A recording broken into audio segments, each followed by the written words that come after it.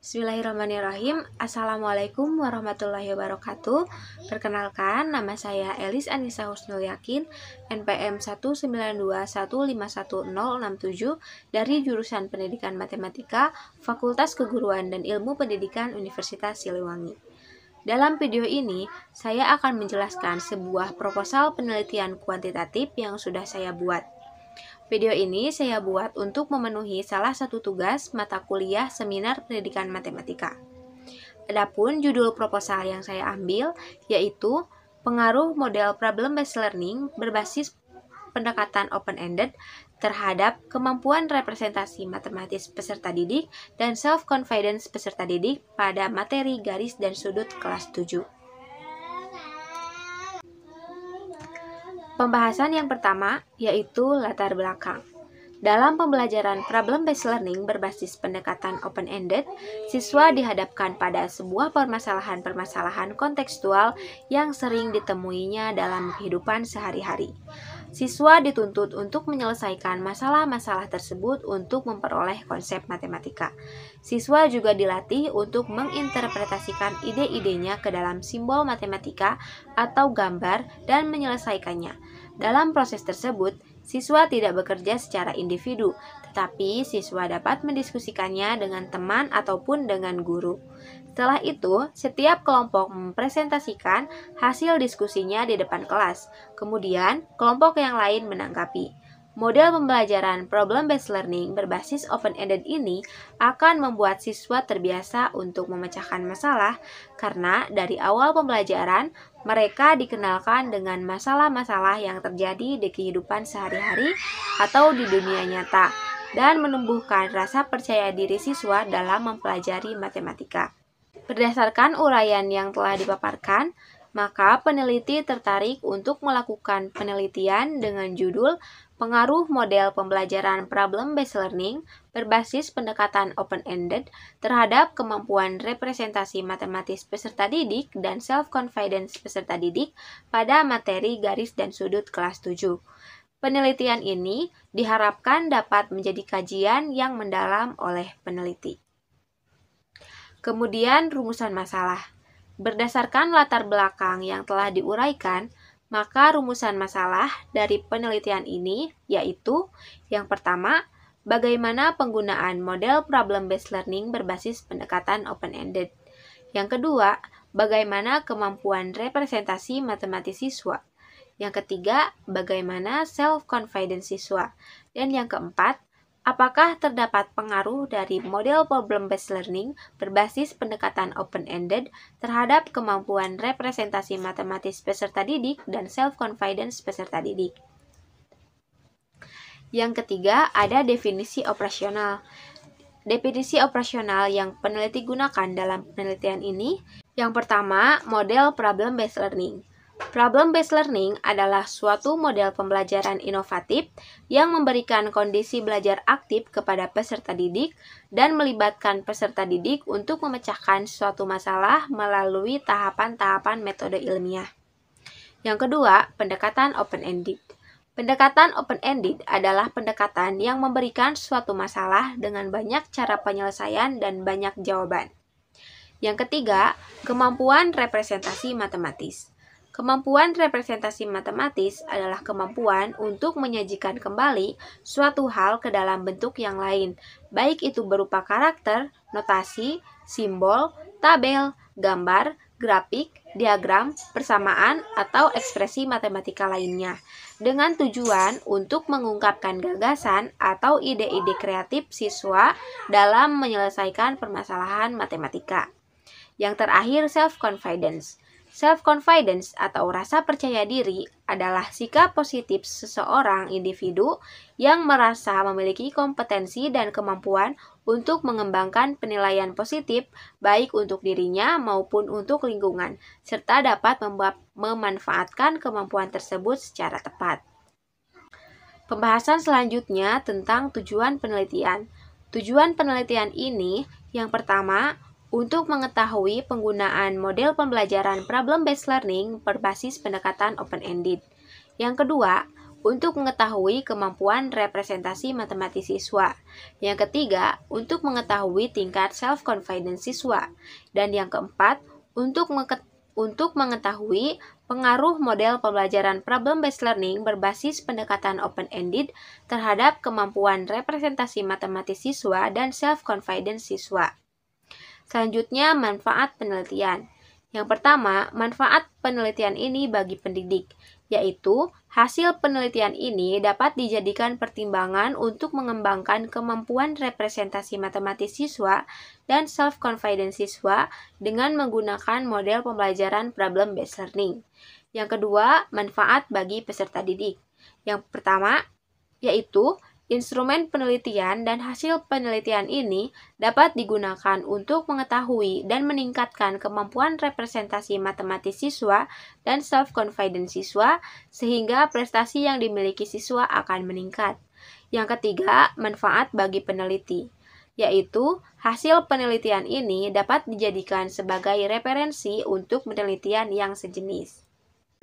Pembahasan selanjutnya tentang kajian teoritis. Yang pertama ada kajian teori. Kajian teori yang pertama membahas tentang model problem-based learning. Problem-based learning merupakan model pembelajaran dengan menghadapkan siswa pada permasalahan-permasalahan praktis sebagai pijakan dalam belajar, menurut Wena tahun 2013. Sementara itu, Gunantara pada tahun 2014 mengemukakan pendapat bahwa problem-based learning adalah proses yang ditempuh oleh seseorang untuk menyelesaikan masalah yang dihadapinya sampai masalah itu tidak lagi menjadi masalah baginya. Model pembelajaran problem-based learning atau pembelajaran berbasis masalah merupakan suatu model pembelajaran inovatif yang memberikan kondisi belajar aktif kepada siswa serta melibatkan siswa untuk memecahkan suatu masalah melalui tahapan-tahapan metode ilmiah. Tujuannya adalah agar siswa dapat mempelajari pengetahuan yang berhubungan dengan masalah tersebut dan sekaligus memiliki keterampilan untuk memecahkan masalah.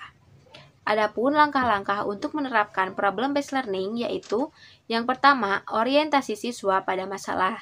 Yang kedua, mengorganisasi siswa untuk belajar. Yang ketiga, membimbing penyelidikan baik penyelidikan individual ataupun penyelidikan kelompok.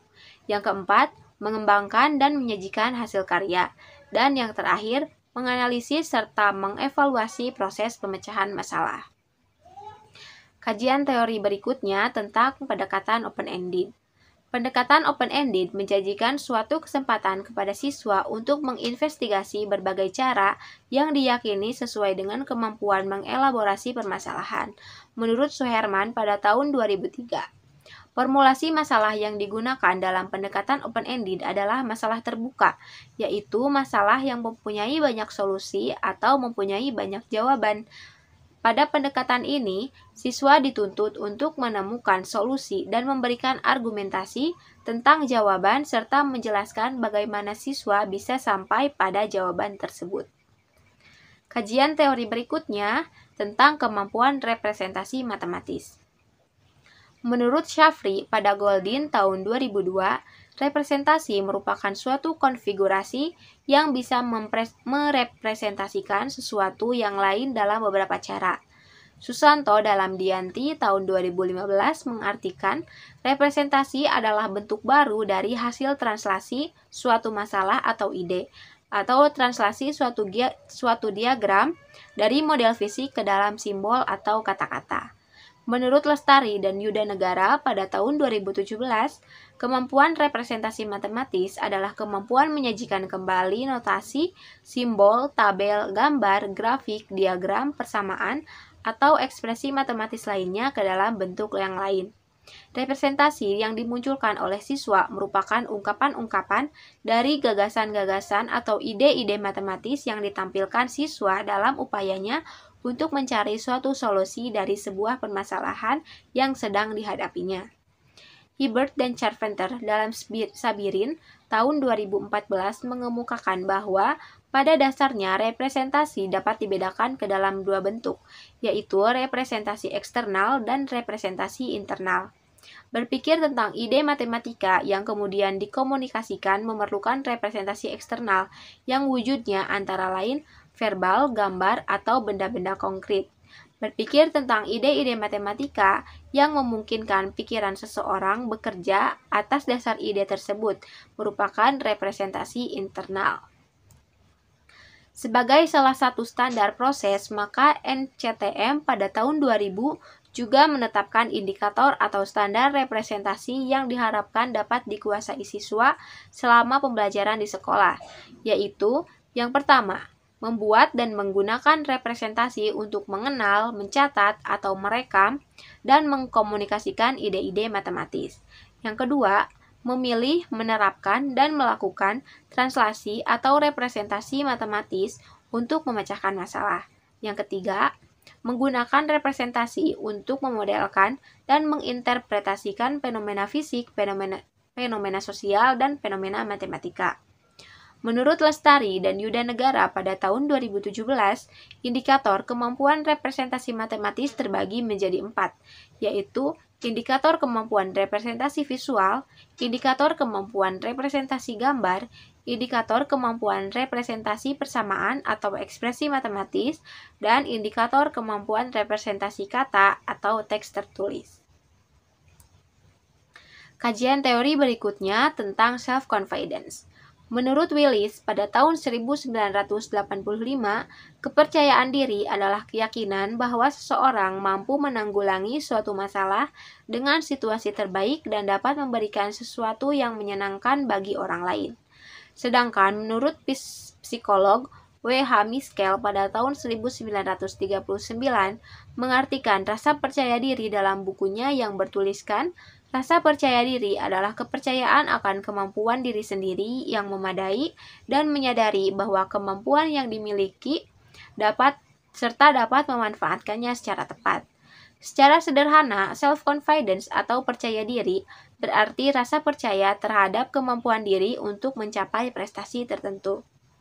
Terdapat beberapa aspek kepercayaan diri positif yang dimiliki seseorang, seperti yang diungkapkan oleh Lauster pada tahun 1992, yaitu yang pertama, keyakinan akan kemampuan diri sendiri, yang kedua, optimis, yang ketiga, objektif, yang keempat, bertanggung jawab, yang kelima, rasional, dan yang terakhir, realistis.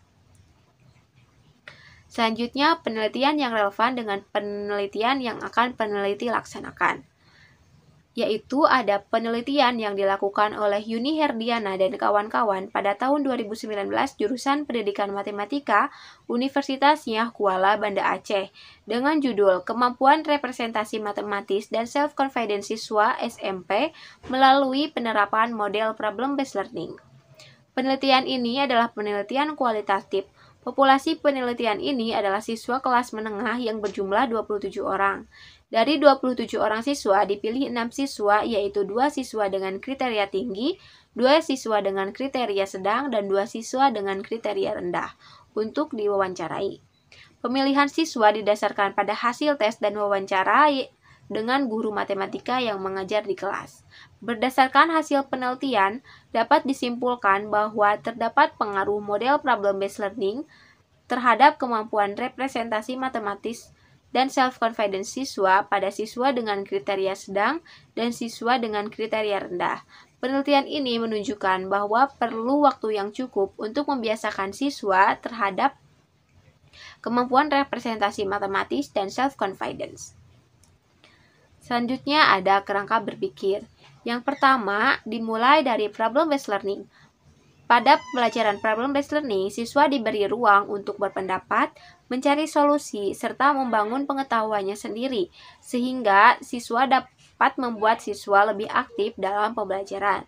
Selanjutnya, dalam problem-based learning ini dapat meningkatkan kemampuan representasi matematis siswa, yaitu siswa dapat mengembangkan dan memperdalam pemahaman tentang konsep dan hubungan matematis saat mereka menciptakan, membandingkan, dan menggunakan berbagai bentuk representasi. Problem-based learning juga dapat memicu self-confidence siswa, yaitu membuat siswa yakin pada kemampuan yang dimiliki sehingga betapapun sulitnya materi ataupun soal matematika yang mereka hadapi, mereka akan yakin bisa menyelesaikannya. Yang kedua, mendorong siswa untuk lebih mematangkan diri sebagai bentuk persiapan menghadapi tantangan. Nah, di akhir, hasil yang diharapkan yaitu yang pertama, kemampuan representasi matematis siswa kelas 7 pada materi garis dan sudut dapat mencapai ketuntasan. Yang kedua, rata-rata kemampuan representasi matematis siswa pada kelas yang menggunakan model problem-based learning lebih bagus daripada kelas yang menggunakan model pembelajaran konvensional. Yang ketiga, proporsi kemampuan representasi matematis siswa yang tuntas pada kelas yang menggunakan model-model problem-based learning lebih banyak daripada kelas yang menggunakan model pembelajaran konvensional. Nah, kemudian dari kemampuan representasi matematis siswa dan self-confidence siswa ini akan dideskripsikan tentang kemampuan representasi matematis siswa ditinjau dari self-confidence siswa. Pembahasan berikutnya akan membahas tentang metode penelitian. Yang pertama ada hipotesis penelitian. Hipotesis adalah jawaban atau dugaan sementara yang harus diuji lagi kebenarannya. Berdasarkan latar belakang, rumusan masalah, dan kerangka berpikir di atas, maka hipotesis statistik dalam penelitian ini adalah H0, yaitu tidak terdapat pengaruh model pembelajaran problem-based learning berbasis pendekatan open-ended terhadap kemampuan representasi matematis siswa dan self-confidence siswa. HA yaitu terdapat pengaruh model pembelajaran problem-based learning terhadap kemampuan representasi matematis siswa dan self-confidence siswa. Selanjutnya ada metode penelitian. Pada penelitian ini, peneliti menggunakan metode penelitian kuantitatif yang menggambarkan pengaruh model problem-based learning berbasis pendekatan open-ended terhadap kemampuan representasi matematis siswa dan self-confidence siswa. Metode penelitian kuantitatif dapat diartikan sebagai metode penelitian yang berlandaskan pada filsafat positivisme digunakan untuk meneliti pada populasi atau sampel tertentu, pengumpulan data menggunakan instrumen penelitian, analisis data bersifat kuantitatif atau statistik dengan tujuan untuk menguji hipotesis yang telah ditetapkan. Selanjutnya ada variabel penelitian. Variabel penelitian adalah suatu atribut atau sifat atau nilai dari orang, objek, atau kegiatan yang mempunyai variasi tertentu yang ditetapkan oleh peneliti untuk dipelajari dan ditarik kesimpulannya, menurut Sugiono pada tahun 2007. Variabel pada penelitian ini terbagi ke dalam dua jenis variabel, yaitu yang pertama variabel terikat atau variabel dependent, merupakan variabel yang dipengaruhi atau yang menjadi akibat karena adanya variabel bebas. Variabel terikat pada penelitian ini yaitu kemampuan representasi matematis siswa dan self-confidence siswa. Yang kedua, ada variabel bebas atau variabel independent, yaitu variabel yang mempengaruhi atau yang menjadi sebab perubahan atau timbulnya variabel dependent. Variabel dependent pada penelitian ini yaitu model pembelajaran problem-based learning berbasis pendekatan open-ended.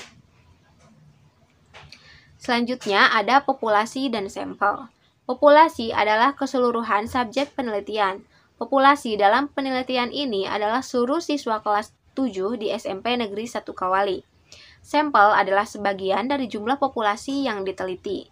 Sampel yang digunakan dalam penelitian ini adalah 2 kelas dari keseluruhan kelas 7 di SMP Negeri 1 Kawali. Selanjutnya ada desain penelitian. Perhatikan tabel berikutnya. Ada kelompok, pretest, perlakuan, dan posttest. Di kelas eksperimen, pretest ditandai dengan A1, perlakuan ditandai dengan X1, dan posttest ditandai dengan A2.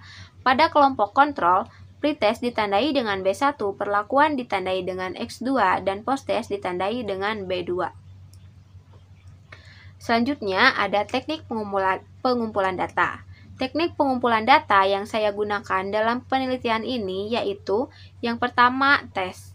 Tes digunakan untuk memperoleh pengukuran dan penilaian. Teknik yang digunakan berupa tes uraian. Pada penelitian ini, tes digunakan untuk mengetahui kemampuan representasi matematis siswa. Yang kedua, observasi. Observasi pada penelitian ini langsung dilakukan untuk mencocokkan rencana pelaksanaan pembelajaran dengan aktivitas yang ada di kelas saat pembelajaran dengan menggunakan model problem-based learning yang berlangsung di kelas eksperimen. Yang ketiga, dokumentasi. Dokumentasi adalah suatu cara yang digunakan untuk memperoleh sebuah data dan informasi dalam bentuk buku, arsip, dokumen, ataupun berupa tulisan, angka, dan gambar yang berupa laporan serta keterangan yang dapat mendukung sebuah penelitian. Yang terakhir ada angket dan kuesioner.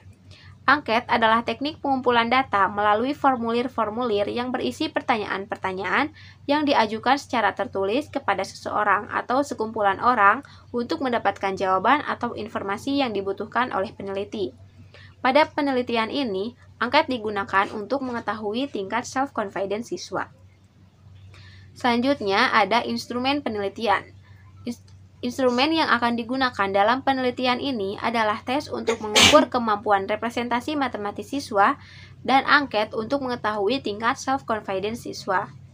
Tes kemampuan representasi matematis yang digunakan disusun dalam bentuk tes objektif berbentuk soal yang membutuhkan penyelesaian serta representasi matematis. Tes tersebut dilakukan di awal pertemuan atau pretest dan di akhir pertemuan atau posttest dengan jumlah soal sebanyak 3 butir.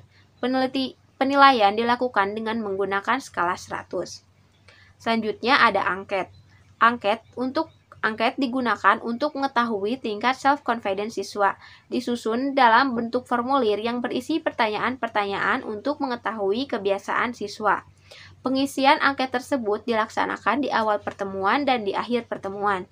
Tujuannya adalah untuk mengetahui tingkat kepercayaan diri siswa setelah mengikuti pembelajaran yang menggunakan model problem-based learning. Berikutnya ada analisis data. Setelah data diperoleh, maka peneliti akan melakukan beberapa pengujian yang diperlukan untuk memperoleh kesimpulan atau jawaban dari hipotesis yang telah ditetapkan. Analisis yang digunakan dalam pengujian instrumen tes uji coba meliputi analisis validitas, analisis reliabilitas, analisis tingkat kesukaran, dan analisis daya pembeda. Selanjutnya ada waktu dan tempat penelitian. Penelitian ini dilakukan pada bulan Mei sampai bulan September tahun 2022. Tempat penelitian ini adalah di SMP Negeri 1 Kawali, Kabupaten Ciamis. Penelitian ini akan dilaksanakan pada 2 kelas 7 di SMP Negeri 1 Kawali. Untuk lebih jelasnya mengenai waktu dan tempat penelitian dapat dilihat pada tabel berikut ini. Sekian yang dapat saya sampaikan, kurang lebihnya mohon maaf. Mudah-mudahan penjelasan yang saya jelaskan bisa dimengerti oleh teman-teman semua. Terima kasih atas perhatiannya. Wassalamualaikum warahmatullahi wabarakatuh.